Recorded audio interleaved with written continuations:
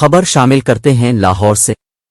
پاکستان تحریک انصاف کے صدر چودھری پرویز الہی کا سیاست اور پی ٹی آئی سے علیحدگی کا امکان ہے۔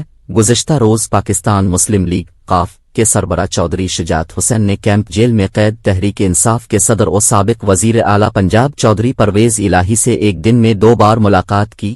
پہلی ملاقات میں چودھری وجاہت حسین اور چودھری سالک حسین بھی چودھری شجاعت حسین کے ہمراہ تھے، جبکہ تھوڑی دیر بعد چودھری شجاعت حسین نے اکیلے پرویز الہی سے کیمپ جیل میں آ کر دوبارہ ملاقات کی۔